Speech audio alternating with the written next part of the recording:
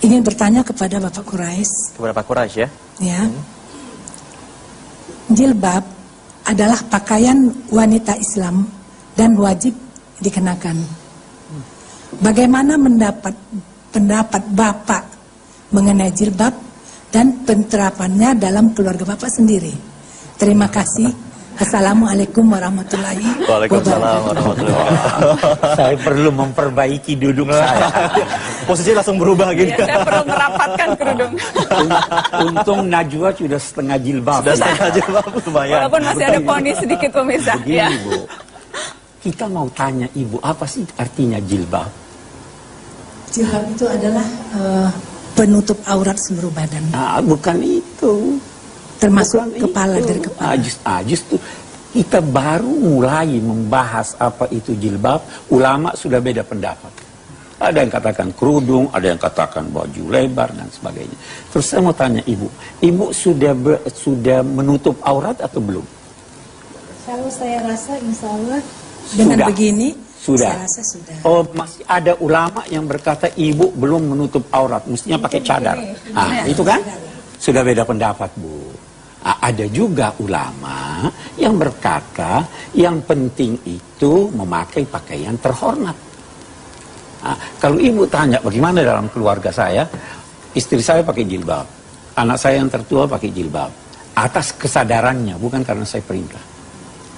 Anak saya itu yang paling kecil itu yang di kedokteran, itu udah mau pakai jilbab, tapi saya bilang sadar dulu. Saya beranggapan jilbab baik, tetapi jangan paksakan orang pakai jilbab, karena ada ulama yang berpendapat bahwa jilbab tidak wajib. Ada ulama yang berkata wajib menutup aurat, sedangkan aurat diperselisihkan oleh ulama apakah itu aurat. Nah, itu yang pertama, Bu. Yang kedua yang perlu kita garis bawahi bahwa ini orang pakai jilbab sejak tahun berapa tahun ini? Kira-kira 20 tahun, 30 tahun belakangan ini. Di Indonesia? Di Indonesia, ya toh. Dulu itu istrinya Bu Yahamka pakai jilbab atau tidak? Tidak. Tidak, ya kan? Aisyah pakai jilbab atau tidak?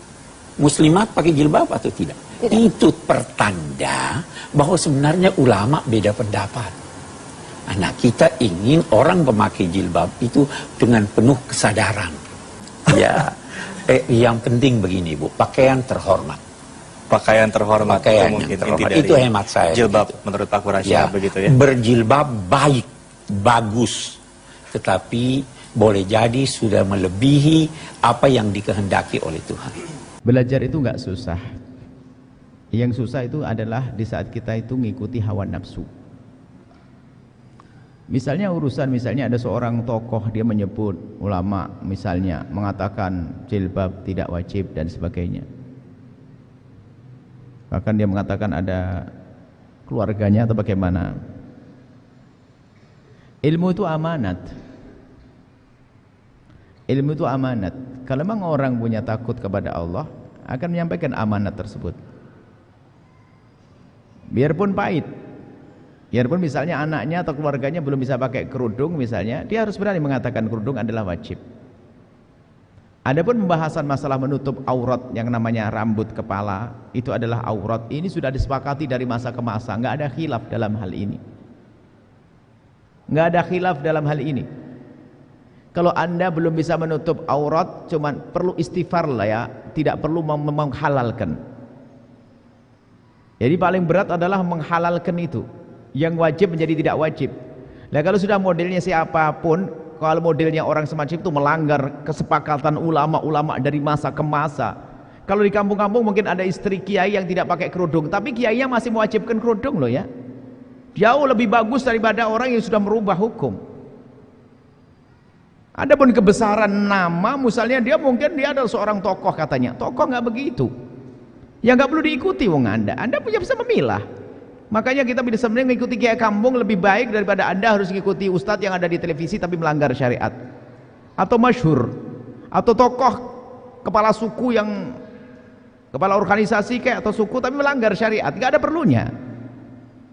Yang repot kadang fanatik dia. Kalau sudah mentang-mentang ahli, nggak ahli lagi. Ahli fikih ngaco, nggak ahli lagi. Ahli tafsir ngaco, nggak ahli lagi. Ahli kok. Ahli ya jangan kepleset begitu dong. Sudah kesepakatan ulama dari masa ke masa. Nggak ada khilaf dalam hal ini. Harus, nggak ada khilaf, nggak ada satu khilaf pun. Khilafnya indah ahli siapa? Menurut orang seperti itu. Dan khilafnya dia tidak dianggap kalau dijajar dengan para ahli ulama-ulama yang lainnya. Cuman kalau mereka ada istri yang tidak pakai kerudung, saya tidak mengatakan ustadz itu salah. Asalkan ustadz itu fatwanya memang mengatakan wajib. Karena mungkin, makanya kalau ada kiai tiba-tiba keluarganya belum menutup aurat, kita khusnudzon mungkin sudah nyuruh. Yang repot kalau sudah kiainya mengatakan nggak wajib, itu loh, ini berantakan besar. Nggak boleh belajar dari orang begitu. Amanat ini biasanya fanatik, mungkin dia orang keren, belajar kok keren-keren. Nah, belajar ke kiai kampung lagi, baca tafsir Jalalain sana, nggak usah pakai tafsir gede-gede. Kita ada sering dikuasai hawa nafsu, atau mungkin itu grup anda dimasukkan grup dia, apakah di Facebooknya, ada di Twitternya, atau wah ada bersama dia, ambillah, fanatik dengan kesalahan, masuk neraka nanti. Kita perlu amanat. Saya tidak mengenalnya, juga saya tidak perlu nyebut orangnya. Ini amanat Mas Ray. Wong sekarang orang-orang sudah berbondong-bondong menutup aurat, hijrah dari yang biasa pakai baju prok pendek, celana pendek, sudah hijrah, rindu untuk menutup aurat, loh kok ada fatwa begitu. Ini kan merusak namanya.